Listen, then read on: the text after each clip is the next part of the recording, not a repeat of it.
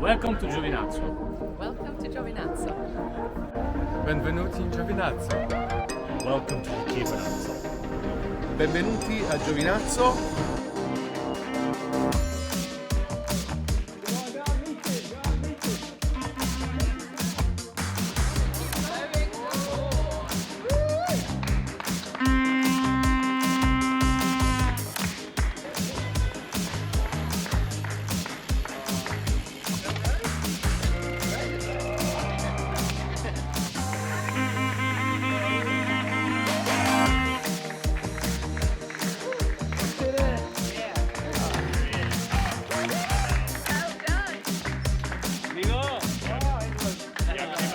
Piacere di accogliervi. Benvenuti nel Ragno d'Oro Caffè di Giovinazzo.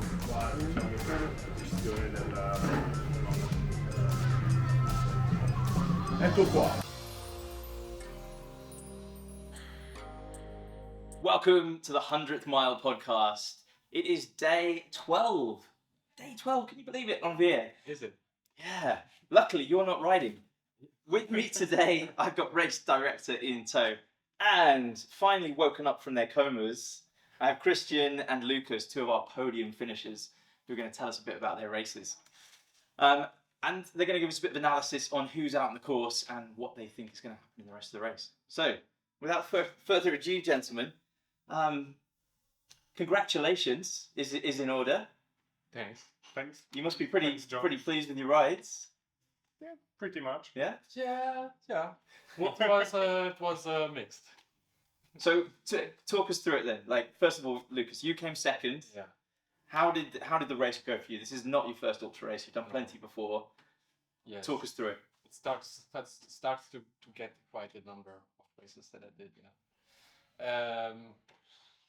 Like always, I started way too fast. It's getting kind of a strategy of mine. Just start really fast, explode, and then see how it continues. Was that always your plan?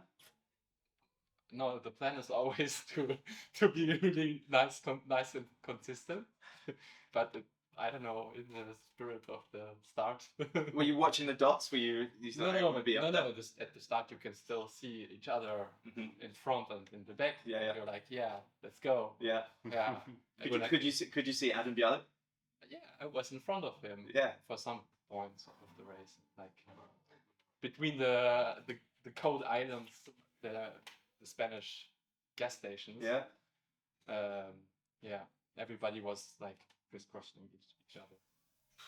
But that heat was just intense on the first couple of days, right?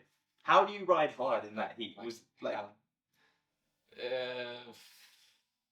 water and more water everywhere, And like ice on your cubes. head and ice cubes. Yeah. You kind of accidentally left me some ice cubes. Yeah, so unfortunately, on the trash can. Lucas' ride wasn't unassisted. Yeah, true. what Shit. are you revealing to us, Krystian? What happened? Well, as Lucas admitted himself, he used my ice cubes. So you must have been ahead of Lucas to start with, were you? Yeah. Yeah. So you started even harder. Apparently. Yeah. No, I cracked a few times that Did you? day. Yeah. You weren't the only one. No. But you recovered, obviously. Yeah. It's like I said, need to be consistent. Yeah. So what happened after you got out of that heat? How did the race go after that? What position were you in? I slept the first night, not like a lot of others, so I was I don't know, a bit farther back, just in front of Madrid, and Madrid. Yeah. And started climbing first call during midday or something. And started to pass people again afterwards. Was it playing on your mind that there were people in front of you? No, Too experienced for that.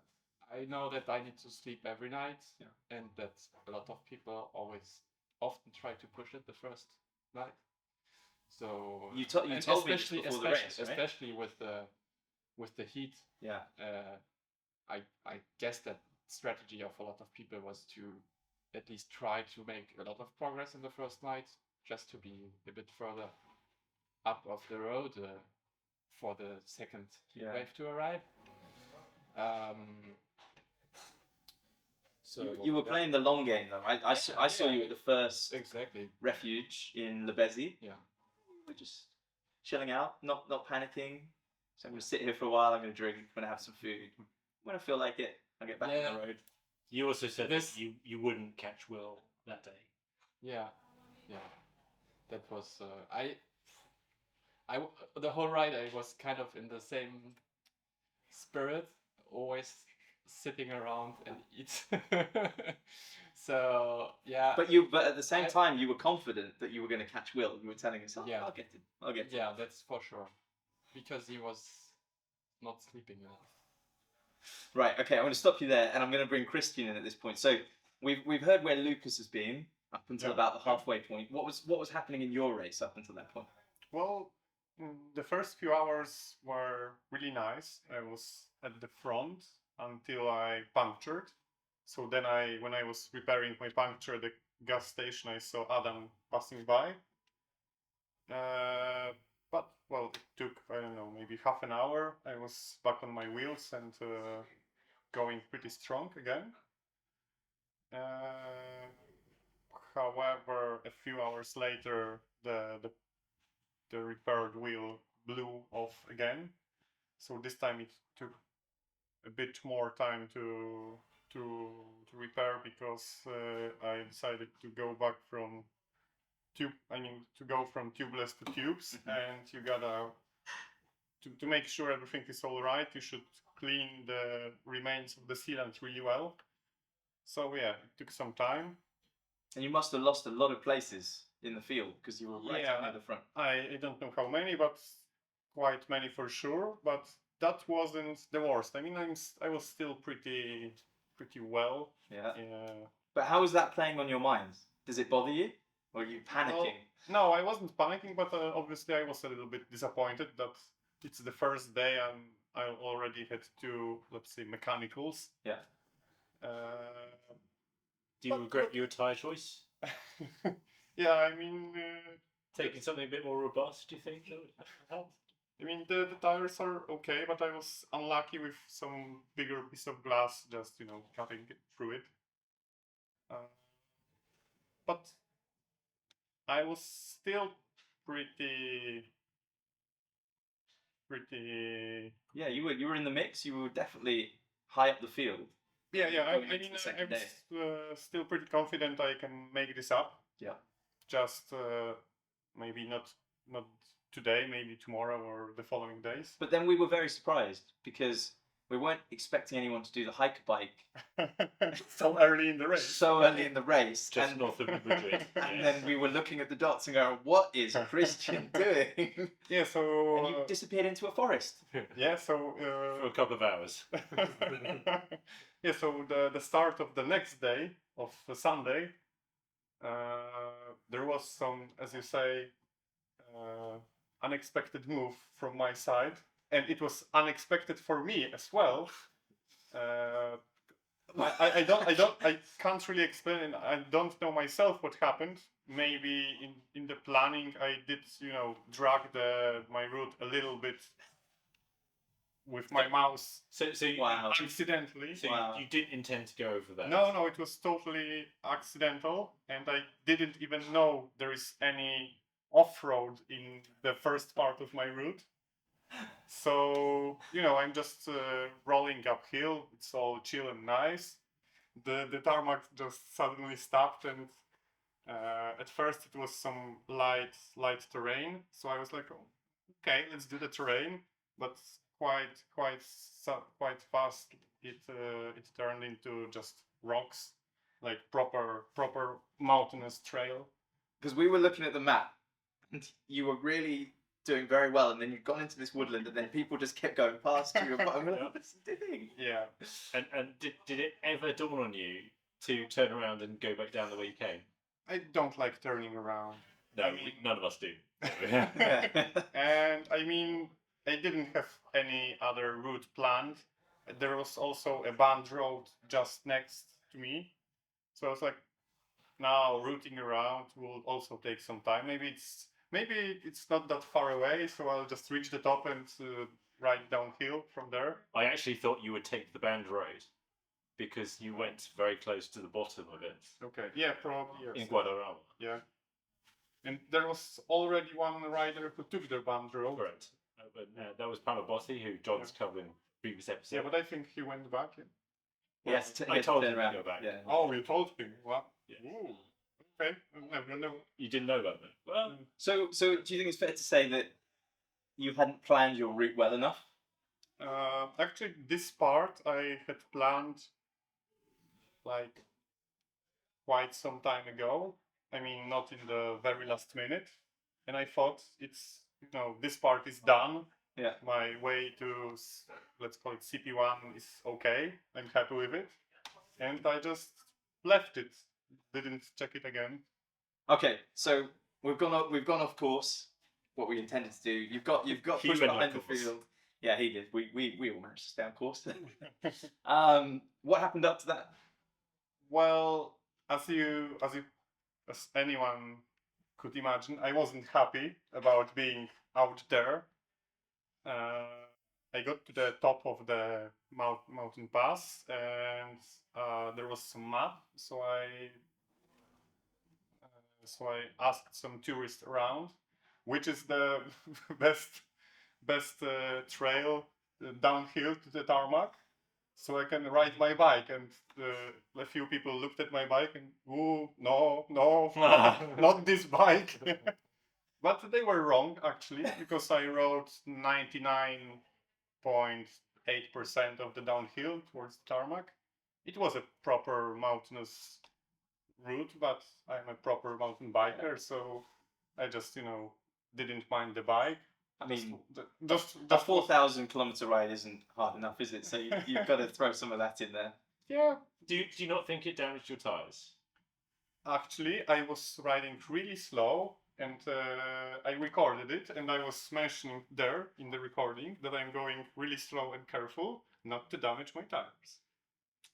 I was Sensible. I was really careful about it. And eventually, when you got to that 1,800 kilometer point, and I remember you coming to see us, Yeah. and I think you thought you were still in the top 5. And Yeah, then, and then you realised no, you'd sort of slipped down. Yeah, to, I thought I was in the top 5, but it turned out that I'm, I think, 7th or 8th. Yeah. A little bit lower. than You I seem thought. pretty shocked. Okay. He never seemed shocked. But as I told, I can't remember, either you or Ian. Ian, I think. He asked me where I will be in 2 days' time, and I told him in top 3. And I was wrong a little bit. It was 2.5 days or 3, but I was at the Nivolette. I was around the 3rd place. Yeah. Well, you were clawing your way back. Now, up until this point, Will Vousden was in a solid 2nd place, and he thought he was all on his own. He wasn't checking his tracker. And over the Nivolette, there were 2 different routes that people were taking, and he decided to stick to the road route. And Lucas, you decided to do the hiker bike. Yeah, Tell us what happened. it was great. Nice little hike. What way? I had some strange looks from the hikers that were coming down because it was like kind of the end of the day. Yeah. So everybody was going down. And I was with my bike. And they're like, "What's this crazy guy doing going Yeah. into the night Yeah. up on top of this mountain?" Carrying his bike. Carrying his bike. Wow. But actually, the climb it was not so difficult. There was no. I knew there was no downhill. Off-road. Off-road downhill. Mhm. So hiking up is always easier than hiking down. And on the top there will be a gravel road which is rideable. Yeah, So yeah. yeah, it was. I don't know how long it took in total. Maybe like 2 hours, but totally worth it. Yes. Because So you so first I gained some time just crossing through to Lago di Nivoli, and also I was able to do the col de Petit Sambana, which I never did before, and I did the other 2 calls that you needed to do to take the detour, and I absolutely hate them. They are just really boring, and yeah, they are horrible. So Why are they horrible? it's just a Busy. long false flat, Yeah. with loads of cars and motorcycles, and up and down, and yeah, there's no interest. No view to speak of. Yeah, a little bit, but it's not as nice as Call December now. So once you'd done this, and you'd seen all these spectacular views, and you'd saved yourself a lot of time, Will Valsden was down Yeah. in the refuge near Torino. Yeah. I think he was a little bit surprised when you turned up, wasn't he? Because he hadn't seen anyone all week. He No. thought he was in a comfortable second place. Tell us how that encounter went. Well, I actually thought that I might be crossing him on the climb. Like I was going down and he wouldn't be coming up because I was not too far away and I knew I would gain some time and I've been pushing really, really hard. Pity Samba now. And the following climb, I was going fast. So I knew I was making up a lot of time. He will need to do one climb more than I was.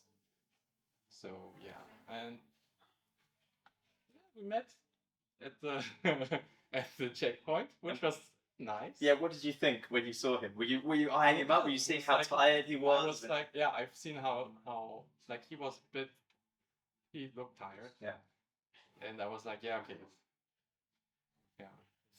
And you proceeded to tell him you were getting twice as much sleep as he was, right? I didn't know how And much then he slept. Playing mind I games with him. didn't, no, I just told how much I slept. I Okay. don't know if he slept a lot or Yeah. not.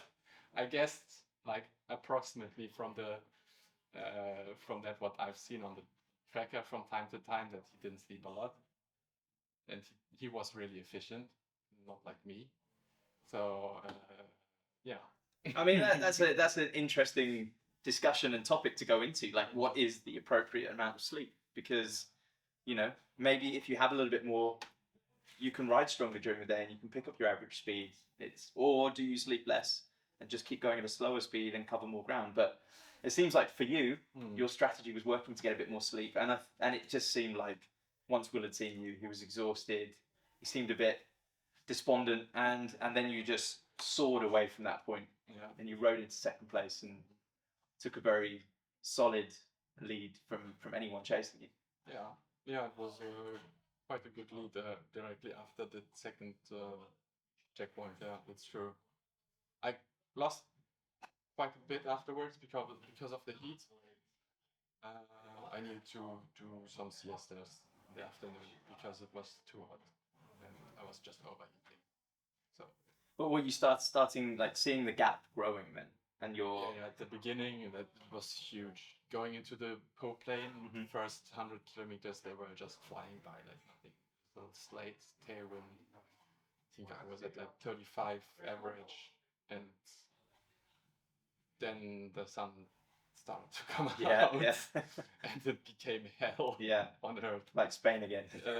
Yeah, but worse because the cars were passing you much closer than before, and it was much flatter. Yeah. And this was definitely not a nice part of the route. But yeah, when you want to cross Italy, there's not a lot of ways around the Po Valley, and it's flat and fast. So Tremendous ride. You were one of only 2 riders to manage to get under 10 days for the whole route, which was really, really impressive. I'm happy with that. I was setting my goal to 10 days. I said, yeah, 400 kilometers a day would be possible, even though I came into the event not completely fresh, unfortunately. But yeah. Now behind you, there was another race going on for 3rd place. And I really like reminding Ian that we were on the podcast the other day and we were making our predictions for who would come 3rd. And I'd just seen pictures of Krystian riding his bike, standing up on his saddle with one leg in the air. And I think Krystian was in 7th place at this point, and I said it's going to be Krystian. And Ian looked at me like, are you mad? And I was like, no, I can see the crazy in his eyes. I know what this man's going to do. Nice. And it was incredible. You came from 7th place, and you just didn't stop. And you tore through the field. You didn't sleep. Yeah, probably like in the middle of the race, I was sticking around 10th place. But then my goal was always the podium, and I knew that with some determination you can make up pretty a lot of time lost. The huge improvement started with the nivelette, because I did the hike pretty quickly. It took from one mountain resort to the other at the top. It took 2 hours 15 minutes, so pretty quickly. And as I was descending, pretty similar to Lucas, as I was descending at the bottom of the climb to nivelette, I saw Will climbing really slowly, but I was descending like 60 kilometers per hour, so I just waved my arm a little bit to him, so I couldn't really get his impression. But on the other hand, I knew I need to take a longer stay for a night at the control point. Yeah. So I knew he would still pass me while I'm sleeping, but I was pretty confident I can catch him again. Yeah. You went into a deep sleep. I don't know, 8 hours or something like that. No, unfortunately not. I'm not that efficient. I mean, I did pretty many stops of 7 or 8 hours, but usually it was only around 4.5 of sleep in it. Maybe I shouldn't have done the laundry every time. I don't know, by hand. Maybe just a little too much hopping around. Well, it seemed to work for you. It seemed to recharge you, and then you were able to put this big push in. Well, yeah, but the I next mean, part of the race. you can lose less time at the accommodation and still sleep quite much. But I was losing time being there and not sleeping, but losing time. But yeah, I took the strategy of sleeping during the days, not to overheat. And the great upside was not riding in the sun, which was always shining. We had really 9.5 days of full sun out of 10. That was pretty devastating. But obviously I didn't get the nice views most of the riders got. But it was I really admired your strategy. I could see what you were doing, and there were very few riders who were able to do that, to ride through the night. And then we may have been questioning your route choosing early on, but then it was very clever what you did at the end, because you were watching the wind and you rode out to the coast because you knew there was going to be a good tailwind that blew you along, and that's what helped you to overtake. Yeah, Bruno. from the last checkpoint, I did check what's gonna be the wind tomorrow, the next day, and it showed that probably it's gonna be tailwind most of the way to the finish. So then it strengthened my idea to take this route even more, because I was planning to take it in the beginning, but I was also aware that I should check the winds, because it might be headwind, and in the coast headwind it would be really devastating.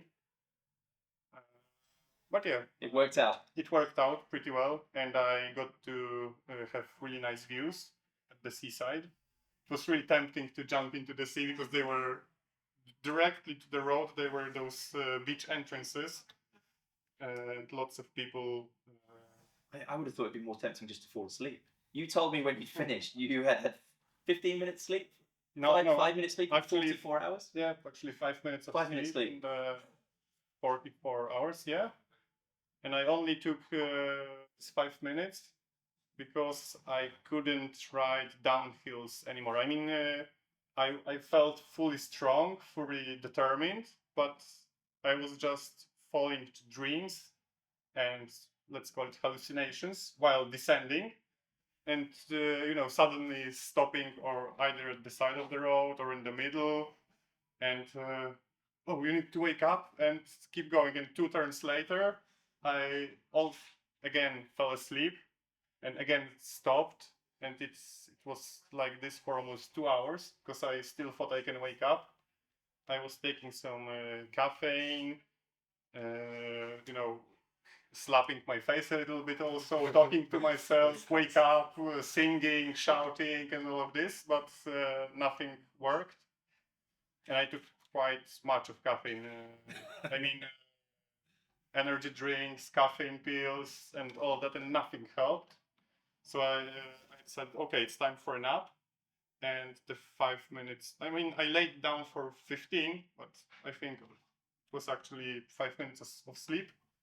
It made wonders. I mean, I got on my bike, and immediately I knew I'm not gonna fall asleep again because I felt so refreshed, and that's what happened. I was like fully regenerated. And I don't think Bruno could believe it, because I think he was probably feeling quite confident that he'd got that third podium spot. And when he crossed the line, he had some words for you, didn't he? He called you a sneaky bastard. Yeah, that's true. You don't But, sleep, it's not fair. But actually, that's what I did. I was the sneaky bastard. You told us what you call it is berserker mode. You went into berserker mode. Just slightly. Just slightly. Like Enough. I told you, it was under control. I was checking the tracking quite often. So do I need to speed up? No. Okay, I'm going pretty fast. No, that's enough. Guys, amazing stories. We'll hear a little bit more from these guys in a second. But first of all, can't believe it's too loud in here. It's time for Hannibal's segment of the day with Ian. Ian, what have you got for us?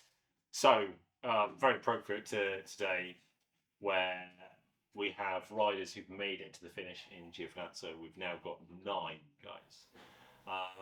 And yet there are still people coming from France. There's still people crossing the Alps, crossing to the Torino, and travelling through the spine of Italy. So Hannibal had made it all the way to the south of Italy. His brother was called upon to reinforce him. So about 10 years after Hannibal had left Spain, his brother Hasdrubal followed with more elephants, and he evaded the Roman armies who were sent to intercept him by crossing the extreme western end of the Pyrenees. And he crossed, it's thought, around the same sorts of passes that Hannibal used, and eventually crossed into Italy, but much faster than Hannibal did, due to the infrastructure that Hannibal had built for his crossing. Now, Hasdrubal was intercepted at Metaurus, where he was defeated and his army routed, his head chopped off, and eventually thrown into Hannibal's camp. Metaurus, the Battle of Metaurus, was sited somewhere between Rimini and Ancona, and that was the end of the reinforcements that Hannibal could call upon. So, what's the moral of the story? What's the link to today? Is that the passage of the Alps should be easier, but it's not. I think it's actually harder for those riders who suffered more heat, and those riders who were faster actually got easier into the stick. So Hannibal forged ahead, and the fastest made their way through the heat faster. They had fewer days, and those guys still out there on the road, they are suffering for almost 50% longer. Quite remarkable how much quicker these guys did it than Hannibal, wasn't it, really? They didn't have to suffer a cold winter either, and all the seasons. Well, but we have asphalt roads. I know, it's kind of cheating, really. Yeah. Hannibal had elephants, we had bikes. Thank you for another one of your stories, Ian. That was very insightful. Okay, guys, so the race is kind of drawing to a conclusion. I think we've got our 10th place rider coming in just a couple of hours. We've still got a couple of other categories, though. We've got the women. Krystian. Yep. Your fellow countrywoman, Joanna. Yep. I don't know if you know her. Yeah, I do. I met her at a couple of races in Poland. Yeah. She's doing an absolutely tremendous ride. She's been holding the lead for a long, long way. Yeah, she was ahead of me for some time as well. Yes. Just behind me. Yeah, really strong. I think maybe she's suffering with the heat a little bit. Have you been impressed with what you've seen her doing? Obviously, she was in front of you, so. Yeah, I was certainly. I actually talked to her like 3 times. We met on the road. We had some chats in Polish, in our native language. Yeah, and I told her she's doing really, really well. It's a very solid ride. And she slowed down a little bit since Spain, but still very, very consistent and strong ride. When do you think she'll arrive? I'm not sure she can be here tomorrow, but maybe the day after, very early. Maybe Friday. Yeah, maybe Friday, early Friday. We will have a deeper analysis of both the women's and the pairs categories as both of those races unfold tomorrow. But for now, that's all we have time for. Thank you for watching. If you enjoyed this content, please like, subscribe, and leave some comments underneath the video.